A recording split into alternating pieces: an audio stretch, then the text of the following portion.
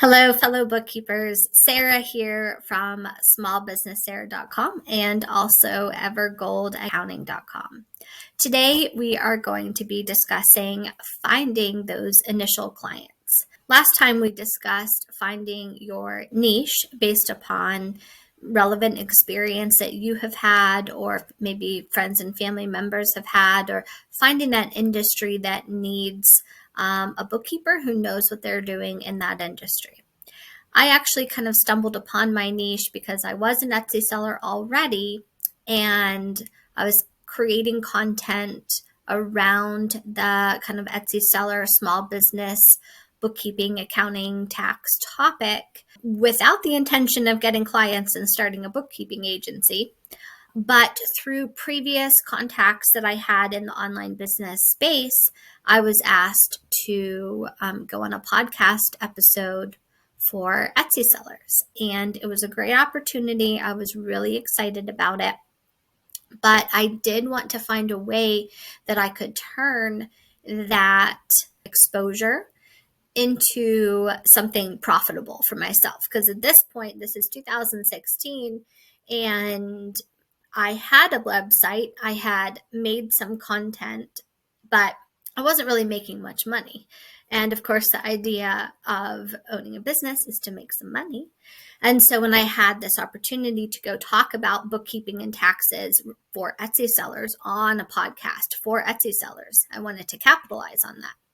So what I ended up doing was creating an offer to do a setup service for Etsy sellers, where I would set them up on QuickBooks Online and teach them how to do their bookkeeping as well. So I would kind of set them up and do like a month or two of bookkeeping, and then I even recorded some custom videos so that they could see what was done and then take over and go from there. So that was interesting because I think I priced it super low. If I'm remembering correctly, I think my initial price for that was like $99, which is a lot of time and effort for $99. And I think eventually I moved it up to $199, but like still, it was a learning experience, let's say, because of course, like you're envisioning one thing and then you take a look at their financials and it's like, whoa, this is a lot. This is more than I was bargaining for. But anyway, so that's how I landed my first clients, was on a podcast episode. And some of those setup service clients ended up turning into full-time monthly clients because, as we all know, doing bookkeeping is actually a lot harder than it looks. People think they can do it on their own. They try. And honestly, for some people, it just does not click. I don't know what it is. Some people without the training, can figure out how to do their own bookkeeping. But for others, it just doesn't click. So for me, all along, content creation has been a huge part of how I have obtained clients. My first YouTube videos I posted in 2017. And of course, it was slow going at first, not a lot of traffic, but I also wasn't making content super regularly. I wasn't making blog posts regularly. I wasn't doing the videos and posting those on a schedule. And so it was kind of, fits and starts in the beginning as I was landing those initial clients. Now, I know a question I have heard a lot is, does giving away content for free, does that almost turn away clients? It seems counterintuitive to explain to someone how to do their bookkeeping. How does that land you a bookkeeping client? Well, as I alluded to before, what I have found is that often people try to do their bookkeeping themselves. They realize it's harder than they think it is, or their business gets more successful and they run out of time. And then who do they turn to for bookkeeping services? Well, it's the person who guided them in the first place. So let's take an example of maybe a church secretary. Let's say your niche is churches. And of course, a lot of small churches, they are trying to cut costs where they can. And so the church secretary may find herself in charge of the bookkeeping, and she has questions. So she goes online, she searches, she finds your content, whether that's a blog post or a YouTube video.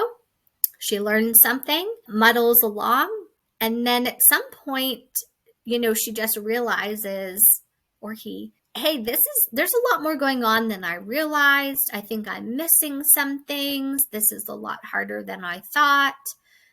And she turns to you, the person that guided her in the first place, for that help and information. And she's ready now to just take that off her plate so that she can focus on something else. And I have found it to be a model that works very well. And I think it would apply to most industries as well. There are certainly topics that could be covered related to any industry: real estate agent, dentists, construction workers, anything like that. But that's not the only way to get clients and to market yourself. I do think for some of the more professional organizations, getting exposure from their association or, their networking events could be really important. So, real estate agents have like networking gatherings.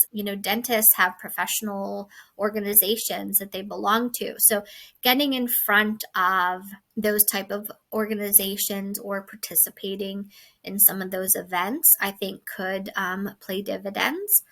And then, of course, if maybe you landed in your niche because you have a personal connection with that industry, maybe it's, your sister who's a dental hygienist, and she's heard all the pain points that dentists have in regard to their bookkeeping.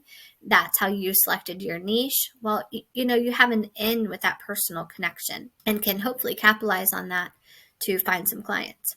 Another way, which I really want to work on a bit more in my business, is referrals. If you are doing bookkeeping for a particular industry, then hopefully you're getting quite expert at doing that type of bookkeeping. You are producing good work, and hopefully that would lead to referrals to other people in that industry. A real estate agent in her office explaining how great her bookkeeper was. Hey, you should check out this bookkeeper. They do awesome work. You could also create a system of rewarding referrals. This is not something I have done, but it's definitely something I would like to implement in future.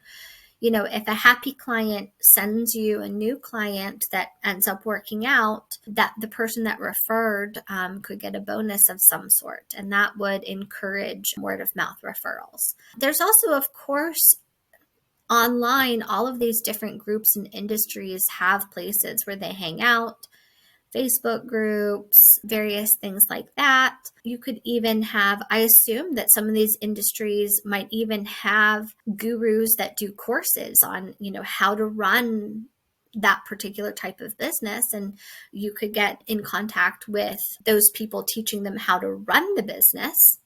And then you come alongside as someone to help them then implement and do the bookkeeping for them as they run the business. Most people are much more interested in running their business. They want to do what they set out to do, not be stuck doing the bookkeeping that's required to run their business. And so you can pop in and just take a load off their plate.